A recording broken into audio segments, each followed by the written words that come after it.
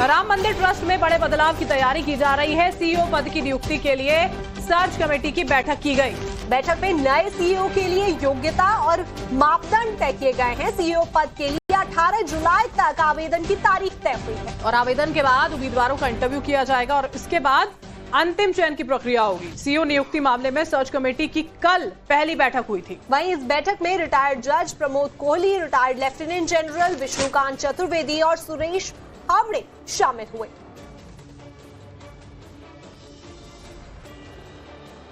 तो देखिए, अब फिलहाल ये भी कहा जा रहा है कि चंपत राय और अनिल मिश्रा जो हैं वो एक दूसरे को देख तक नहीं रहे हैं, बातचीत भी नहीं हो रही है इस पूरे मामले के सामने आने के बाद। और इसी बीच में सीईओ की नियुक्ति को लेकर पूरी की पूरी प्रक्रिया शुरू की जा चुकी है।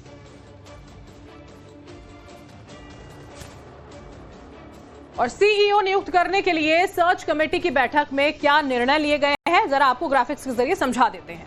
तो श्री राम जन्मभूमि तीर्थ क्षेत्र ट्रस्ट में सीईओ की अब नियुक्ति होने जा रही है। प्रबंधन, आध्यात्म दोनों की समझ रखने वाला जो है उसे सीईओ बनाया जाएगा और उसका चयन पारदर्शी प्रक्रिया के तहत होगा। 3 सदस्यीय समिति सीईओ का चयन करेगी, इस पूरी प्रक्रिया को देखेगी और रिटायर्ड और कार्यरत दोनों श्रेणी के उम्मीदवार इसमें आवेदन कर सकते हैं। देखिए, प्रबंधन का अनुभव होना चाहिए, चयन का अहम मानदंड यही होगा और उम्मीदवारों को 3 चरणों में इंटरव्यू देना होगा। चयन समिति योग्य उम्मीदवारों का पैनल तैयार करेगी। सीईओ के नाम पर अंतिम निर्णय ट्रस्ट के महासचिव लेंगे। मंदिर प्रशासन की समझ रखने वाले को देखिए सीधे तौर पर प्राथमिकता यहाँ पर दी जाएगी। जिसको मंदिर एडमिनिस्ट्रेशन की समझ होगी, उसमें एक्सपीरियंस होगा, उसको यहाँ पर प्राथमिकता दी जाएगी उस व्यक्ति को। तो ऐसे में अब इस पूरी प्रक्रिया की शुरुआत होने जा रही है। जो भी प्रक्रिया में हिस्सा लेना चाहते हैं वो आवेदन कर सकते हैं। 18 जुलाई तक का समय दिया गया है।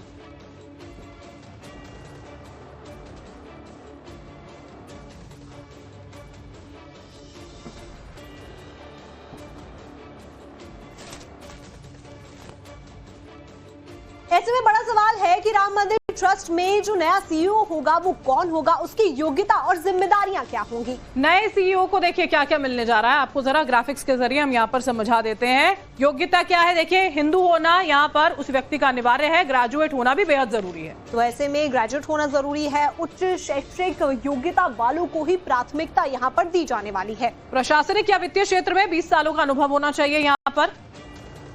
बिल्कुल, और बेदाग सेवा रिकॉर्ड होना चाहिए, यानी जो भी सेवा जहां पर भी वो कर रहे हैं वो बिल्कुल क्लियर रिकॉर्ड होना चाहिए। रिटायर्ड या फिर कार्यरत अधिकारी जो हैं वो यहाँ पर आवेदन कर पाएंगे। काम भी कर रहे हैं तो राम मंदिर का समग्र प्रशासनिक संचालन जो है वो देखना होगा। और साथ ही साथ आपको बता दें, मंदिर की सुरक्षा व्यवस्था की निगरानी यहाँ पर सबसे बड़ी जिम्मेदारी सीईओ की रहने वाली है। साथ ही वीआईपी विजिट का समन्वय भी सीईओ को देखना होगा। ट्रस्ट के वित्तीय बजट जो है उनका प्रबंधन देखना होगा। ये सारी जिम्मेदारियां होंगी। श्रद्धालुओं की सुविधाओं की निगरानी कर रही होगी कि कोई परेशानी ना हो। विभिन्न विभागों के बीच में समन्वय बनाना होगा, ये सीईओ की जिम्मेदारी होगी। और ऐसे में क्या क्या मिलेगा वो भी जान लेते हैं। तो आकर्षक वेतन भी यहाँ पर रहने वाला है। बिल्कुल, वेतन बहुत बेहतर होगा। रहने के लिए आवास जो है वो यहाँ पर दिया जाएगा। इसके साथ में आधिकारिक वाहन जो है, गाड़ी जो है वो मुहैया कराई जाएगी। तो अयोध्या में रहना अनिवार्य होगा। जो भी सीईओ बनेगा उसको अयोध्या में ही निवास करना होगा। तो ये सारी चीजें हैं जिनकी चर्चा जो है अभी बहुत तेजी से यहाँ पर की जा रही है। जिम्मेदारियां क्या होंगी, वेतन क्या रहेगा, कैसे सारी चीजें जो हैं समन्वय के साथ में समझनी होंगी, ये हमने आपको बताया। और हमारे साथ में मनीष, हमारे संवाददाता जुड़े हुए हैं ज्यादा जानकारी के साथ। मनीष, जो नया सीईओ होने वाला है उस प्रक्रिया की शुरुआत हो रही है, ऐसे में आकर्षक वेतन तो दिया जाने वाला है, निवास दिया जाने वाला है, लेकिन जिम्मेदारी यहाँ पर बहुत बड़ी रहने वाली है। देखिए, बिल्कुल जिम्मेदारी इतनी होगी कि कहीं कोई गड़बड़ी की गुंजाइश न रहे। ये पूरा ध्यान नए सीईओ को रखना पड़ेगा। फाइनेंस मामलों का जानकार हो, ताकि अगर कहीं कोई गड़बड़ी सामने आ रही है तो तुरंत वो पकड़ में आ सके। इस तरह की पैनी नजर उसकी होनी चाहिए। टेक्नो सेवी होना चाहिए, क्योंकि आजकल टेक्नोलॉजी का जमाना है। तो ऐसे में सारी चीजें अपडेटेड हो रही हैं। तो ऐसे में सीईओ को भी ये अहर्ता होनी चाहिए। इसके अलावा 20 साल का कई और क्षेत्रों में अनुभव मांगा गया है। मतलब जो प्रशासनिक अनुभव वाला होगा वो व्यक्ति ज्यादा बेहतर तरीके से मंदिर का प्रबंधन संभाल सकता है, ऐसा सीईओ की अहर्ता हो, योग्यता हो, तो ज्यादा व्यवस्थाएं सुचारू रूप से चल पाएंगी। ऐसी कोशिश में जो कमेटी है वो लगी हुई है। इसके साथ ही वो सनातन धर्म से जुड़ा हुआ हो, मानने वाला हो, अयोध्या में रहे, जो तमाम सीईओ को जो सुविधाएं मिलनी है वो तो मिलेंगी ही। ये जो अहम योग्यताएं ये जरूर सीईओ में होनी चाहिए ताकि मंदिर का जो कामकाज है वो अच्छे तरीके से निपटाया जा सके। ये पूरी कमेटी ने अपना एक रिकमेंडेशन बना के योग्यताएं तय की हैं और उन योग्यताओं के आधार पर संभावना इस बात की है कि सोमवार से आवेदन शुरू हो जाएंगे। मेल के जरिए कोई भी व्यक्ति इसके लिए आवेदन कर सकता है। 18 जुलाई तक आवेदन किए जा सकेंगे और 18 जुलाई को फिर कमेटी बैठक करेगी और बैठक करने के बाद उनकी स्क्रीनिंग की जाएगी, इंटरव्यूज के लिए बुलाया जाएगा और इंटरव्यू होने के बाद 1 महीने के भीतर वो रिकमेंडेशन ट्रस्ट के पदाधिकारियों को दे दी जाएंगे। फिर ट्रस्ट तय करेगा कि नया सीईओ कौन होगा। कुछ 5 उम्मीदवारों का पैनल बनाया जाएगा और 5 उम्मीदवारों में से ट्रस्ट को तय करना होगा कि ये नया सीईओ होगा। तो ट्रस्ट का भी अपनी एक प्रोसीजर है, उस प्रोसीजर के हिसाब से काम करेगा। लेकिन कमेटी की फिलहाल जो जिम्मेदारी है लोगों को स्क्रीन करने की, उनको जो अहर्ताएं तय कर दी गई हैं, आवेदन जैसे ही आएंगे कमेटी अपना काम शुरू कर देगी। बिल्कुल, कमेटी यहाँ पर अपना काम शुरू कर देगी मनीष। लेकिन जैसे ही सीईओ की नियुक्ति की पूरी प्रक्रिया शुरू हो रही है, राजनीति भी इस मामले को लेकर हो रही है कि जो असली अपराधी हैं वो अयोध्या के बाहर बैठे हैं और ध्यान भटकाने के लिए इस पूरी प्रक्रिया का हवाला देकर सब कुछ जो है उसको साइडलाइन कर दिया जा रहा है। मनीष, देखिए, बिल्कुल राजनीति इस मामले पे चल रही है। विपक्ष अपने अलग आरोप लगा रहा है। समाजवादी पार्टी से लेकर कांग्रेस, आम आदमी पार्टी, सभी राम मंदिर मुद्दे के बहाने उत्तर प्रदेश के चुनावों में, पंजाब के चुनावों में और जो बाकी राज्यों के चुनाव होने हैं उनमें बढ़त बनाने की कोशिश कर रहे हैं। बीजेपी जिस हिंदुत्व के मुद्दे को आगे लेकर चलती थी, हिंदुत्व के एजेंडे पर आगे बढ़ती थी, उसका चुनावों में फायदा भी मिलता था। उस मुद्दे को धराशायी करने के लिए और ये बताने के लिए आम लोगों को कि इन लोगों का जो मंदिर एजेंडा है दरअसल ये सनातन को आगे बढ़ाने का एजेंडा नहीं बल्कि खुद की जेबें भरने का एजेंडा है, ये कहने की कोशिश समाजवादी पार्टी आम लोगों से कर रही है। उसके कार्यकर्ता जिलों में इस तरह की बातें कर रहे हैं, कई मुहिम चलाई गई हैं। कांग्रेस भी इसी रवायत को आगे बढ़ा रही है क्योंकि कांग्रेस समाजवादी पार्टी पर राम विरोधी होने के आरोप लगते रहे हैं, तो वो अपनी इमेज को छिपाने के लिए जो बीजेपी की राम मंदिर चढ़ावा चोरी से कनेक्शन स्थापित करके जनता के बीच ले जाने की तैयारी कर रही है। आम आदमी पार्टी भी उसमें कूद गई है, हस्ताक्षर अभियान चलाया जा रहा है। तो ये 2027 की जो 5 दी गई है और सियासत होती हुई नजर आ रही है। वहीं आगे बढ़ते हुए आप बने रहिएगा हमारे साथ। इस बीच एक और बड़ी खबर हमारे दर्शकों को बता दें कि राम मंदिर ट्रस्ट में सीईओ की नियुक्ति को लेकर मंदिर निर्माण समिति के अध्यक्ष नृपेंद्र मिश्रा क्या कह रहे हैं, आपको सुनवाते हैं। तो वो तो जो ट्रस्ट होगा उसके अधीन ही सीईओ होगा, वो स्वतंत्र नहीं है, वो ट्रस्ट के अधीन कार्य करेगा। तो जैसे आज इतने सारे लोग कार्य कर रहे हैं, इंजीनियर कार्य कर रहे हैं, वैसे ही सीईओ भी कार्य करेगा।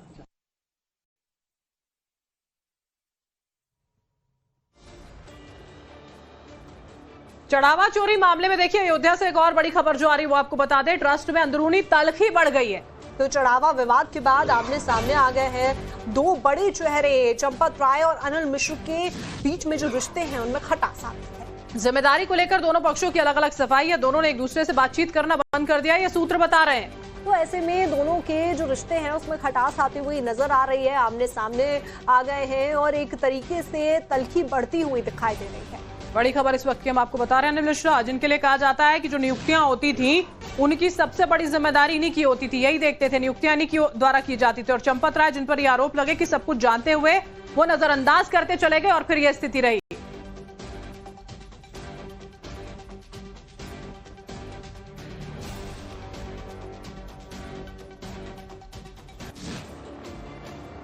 चढ़ावा चोर मामले में ट्रस्ट से इस्तीफा देने वाले चंपत राय और अनिल मिश्रा के बीच अब रिश्ते कैसे हैं? देखिए आपको बता देते हैं, चढ़ावा चोरी प्रकरण के बाद चंपत राय अनिल मिश्र के बीच में मतभेद सामने आ रहे हैं। दोनों के बीच में सामान्य बातचीत भी लगभग बंद हो चुकी है। तो सूत्रों के हवाले से बड़ी जानकारी मिल रही है कि चोरी का मामला सामने आने के बाद से दोनों की मुलाकात तक नहीं हुई है। चंपत राय ने 2 पत्र जारी किए, सार्वजनिक रूप से अपना पक्ष रखा और दूसरे पत्र में चढ़ावा गणना की एसओपी और एमओयू पर सवाल उठाए थे। चंपत राय का दावा है कि संबंधित एमओयू की जानकारी उन्हें नहीं दी गई। चंपत राय ने एमओयू पर हस्ताक्षर अपने नहीं होने का दावा किया है। एमओयू अनिल मिश्रा और एसबीआई शाखा प्रबंधक जो है उनके बीच में हुआ था, चंपत राय ने कहा और कहा कि कोषाध्यक्ष के अनुसार दान पात्र की जिम्मेदारी अनिल मिश्रा के पास थी। एसआईटी रिपोर्ट में अनिल मिश्र का उल्लेख है, चंपत राय पर टिप्पणी नहीं है। ये बात भी सूत्रों के हवाले से बड़ी जानकारी सामने आ रही है। एक और बड़ी खबर, राम मंदिर चढ़ावा चोरी से जुड़ी हुई। भले ही समाजवादी पार्टी के अध्यक्ष अखिलेश यादव ने मुद्दा उठाया, लेकिन इसका पॉलिटिकल माइलेज जो है वो अब आम आदमी पार्टी भी लेने में सबसे आगे दिख रही है। तो आपके राष्ट्रीय संयोजक अरविंद केजरीवाल ने इसको लेकर देशव्यापी अभियान चलाने का ऐलान कर दिया।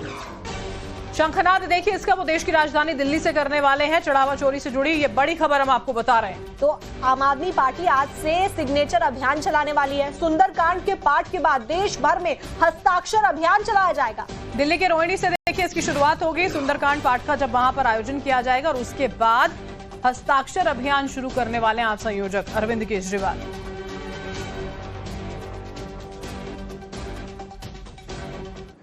प्रभु की शरण में जाना होगा, तो इस इतवार को 11:30 बजे रोहिणी में हम लोग सुंदरकांड का पाठ करेंगे।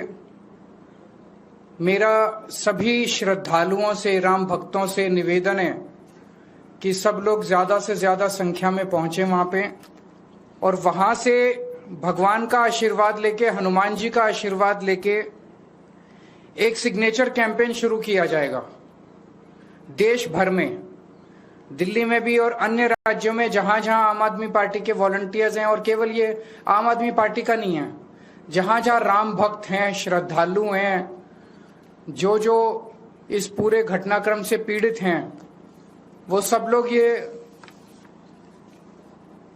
सिग्नेचर कैंपेन करेंगे। सिग्नेचर कैंपेन में ये चिट्ठी है एक नागरिक की, आम नागरिक की, प्रधानमंत्री मोदी जी के नाम।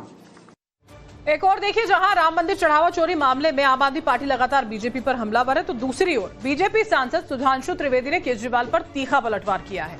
तो बीजेपी सांसद सुधांशु त्रिवेदी का अरविंद केजरीवाल पर बड़ा हमला सामने आया है। सुंदरकांड पाठ और हस्ताक्षर अभियान को राजनीतिक स्वांग उनकी तरफ से बताया गया है। राम मंदिर के नाम पर छलपूर्ण राजनीति करने का वो आरोप लगा रहे हैं। कहा कि जनता जानती है कि कौन असली भक्त है, कौन बगुला भक्त।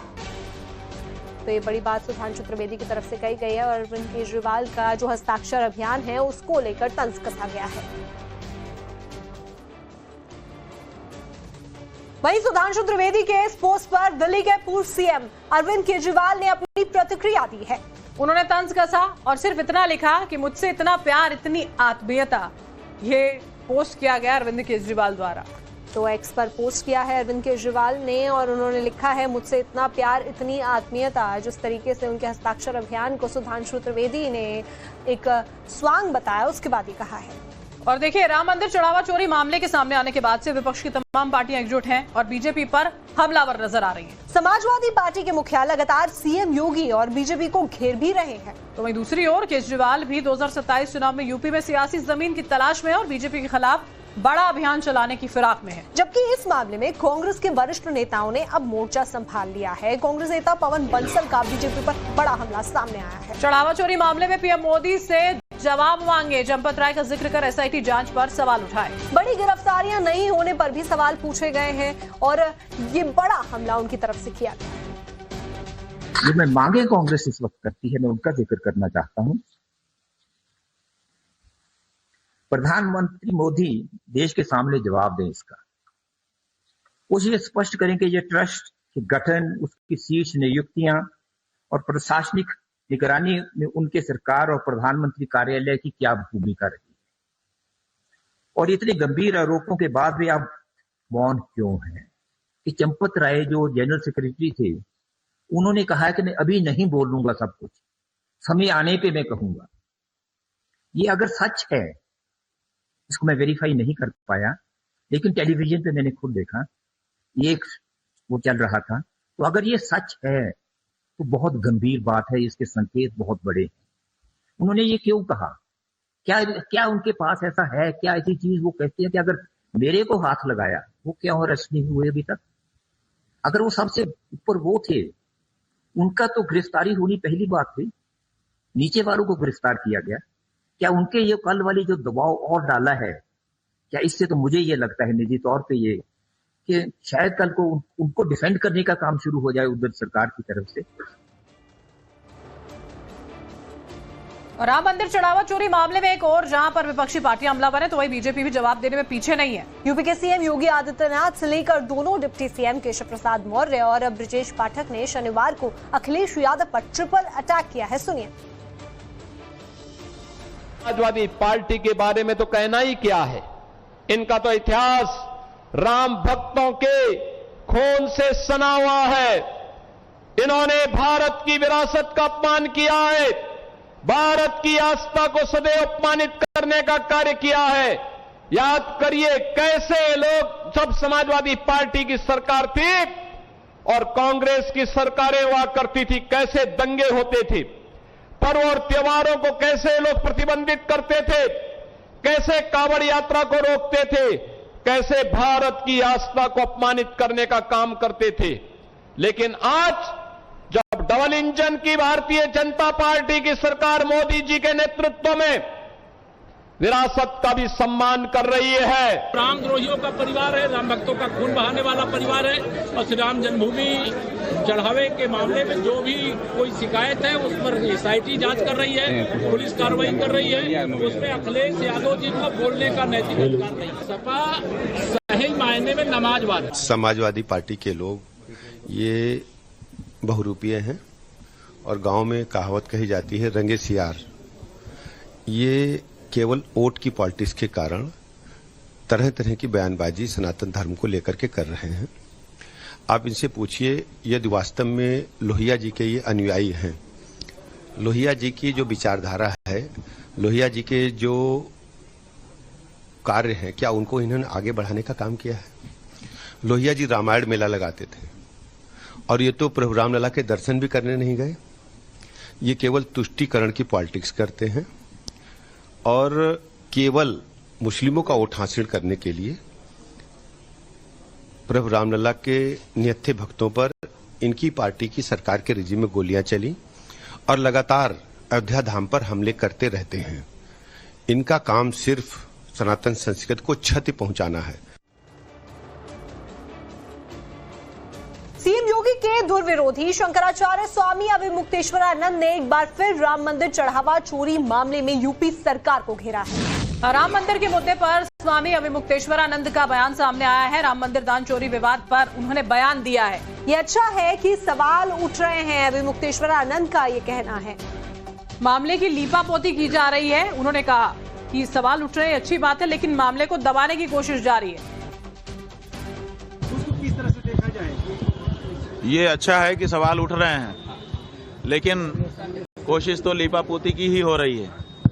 जब ट्रस्ट भी सरकार ने ही बनाया है और एसआईटी भी सरकार ने ही बनाई है, तो समझ लीजिए कि ये मामला वैसे ही है जैसे एक ही घर के लड़के कहें चलो चोर पुलिस खेलते हैं, तो कुछ लड़के पुलिस बन जाएं और कुछ लड़के चोर बन जाएं और खेलें चोर पुलिस और बाद में सब इकट्ठे होकर के खेल बंद होने के बाद आनंद करें। ऐसा ही खेल वहाँ पे हो रहा है, वही चोर वही पुलिस, क्या निर्णय होगा? वो चंपत राय ने जब चिट्ठी लिखी और वो चिट्ठी वायरल हो रही है, उनका कहना है कि बाद में हम भी मीडिया के सामने अपनी सारी बातें रखेंगे, हम निर्दोष हैं। बाद में जो कुछ बोला जाता है सब आफ्टर थॉट होता है। क्राइम की भाषा में आफ्टर थॉट जो है वो गलत चीज होती है।